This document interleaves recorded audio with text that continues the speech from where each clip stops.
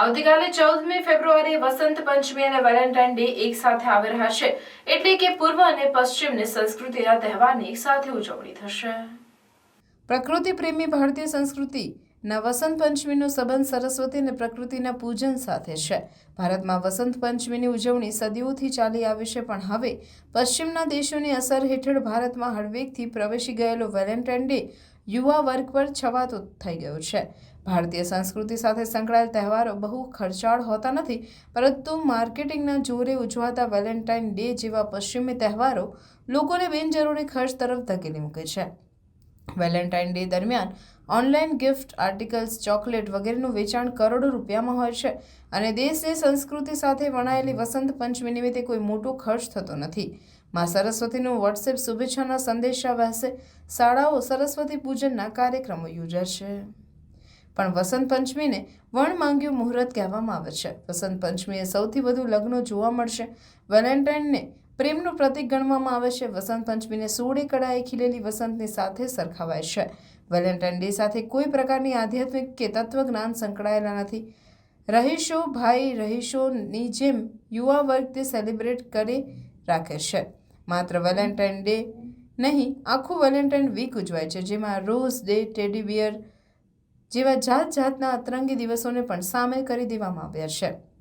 બોલિવૂડની લવ સ્ટોરીઓએ Valentine ડેને ઓર glamorous બનાવી દીધો છે, તો બીજી બાજુ સરસ્વતી પ્રત્યે ભક્તિભાવ વ્યક્ત કરતી વસંત પંચમીમાં સદીઓથી ગરિમાપૂર્ણ શાંતિ જળવાઈ રહી છે, જ્યારે વેલેન્ટાઇન ડેને ઝાકમઝોળ ભર્યો બનાવી દેવાયો છે. કમનસીબી તો એ છે કે નવી પેઢીને વસંત પંચમીનું મહત્વ સમજાવવામાં સંસ્કૃતિના રક્ષકો બેધ્યાન છે. તેથી જ વેલેન્ટાઇન ડે પ્રકારના વિદેશથી આયાત થયેલા કહેવાતા તહેવારોની બોલાબાલા વધી ગઈ છે. માર્કેટિંગ એજન્સીઓએ તદ્દન નગણ્ય એવા વેલેન્ટાઇન ડેની ફરતે એવો પ્રચાર ઊભો કર્યો કે લોકો તેમને તેનું પ્રતીક માની બેઠા અને ધડાધડ શોપિંગ કરવા લાગ્યા. માર્કેટિંગ કરનારાઓએ બોલિવૂડની ફિલ્મોનો ભરપૂર ઉપયોગ કર્યો છે. વસંત પંચમી સાથે સમૃદ્ધ કથાઓ જોડાયેલી છે. વસંત પંચમીને શ્રી પંચમી, ભગવતી સરસ્વતી દેવી, વાદેવી જેવા અનેક નામોથી ઓળખવામાં આવે છે. પૌરાણિક કથા અનુસાર બ્રહ્માજીએ સૃષ્ટિની રચના કરી છે.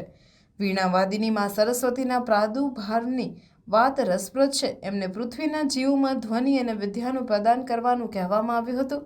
અન્ય એક કથા પ્રમાણે વસંત પંચમી એ દિવસે છે જ્યારે ભગવાન શંકર અને પાર્વતી વચ્ચે કામદેવે ક્યુપિડની અથવા કહો કે પ્રેમોદીપકની ભૂમિકા ભજવી હતી. ભગવાન શંકરે પાર્વતીજીની પ્રશંસા કરી હતી. ભગવાન શંકરને પછી કામદેવના કરતૂતની ખબર પડી, એટલે ત્રીજું નેત્ર ખોલીને એમણે કામદેવને ભસ્મ કરી નાખ્યા. જોકે ભગવાન શંકર અને મા પાર્વતીના લગ્ન પછી ફરી કામદેવને પુનર્જીવિત કરાયા હતા. શ્રીમદ ભગવદ્ ગીતાના વિભૂતિ યુગમાં ભગવાન કૃષ્ણે અર્જુનને કહ્યું કે ઋતુઓમાં વસંત ઋતુ હું છું. વસંત ઋતુને ઋતુરાજ કહેવાય છે. વસંત વખતે પ્રકૃતિ સોળે કળાએ શણગાર સજે છે. વસંત પંચમી સાથે સમૃદ્ધ કથાઓ જોડાયેલી છે, જ્યારે વેલેન્ટાઇન ડેનો કોઈ તેજવંતો ઇતિહાસ નથી. વક્તા જુઓ, વસંત પંચમીની સમૃદ્ધ કથાઓ એક તરફ હડસેલાઈ ગઈ છે. સોશિયલ નેટવર્ક પર વસંત પંચમી કરતાં વેલેન્ટાઇન ડેના મેસેજ વધુ જોવા મળે છે, પણ સરસ્વતી પૂજન કે અન્ય કાર્યક્રમો પ્રમાણમાં ખૂબ ઓછા યોજાય છે.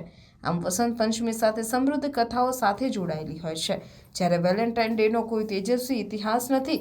તમને છતાં નવી પેઢીને માર્કેટિંગની ભાષા વધુ સમજે છે. વેલેન્ટાઇન ડેની સરખામણીમાં સાવ ઢંકાઈ ગયેલા વસંત પંચમી જેવા ભારતીય તહેવારની પણ રંગારંગ ઉજવણી શા માટે ન થઈ શકે?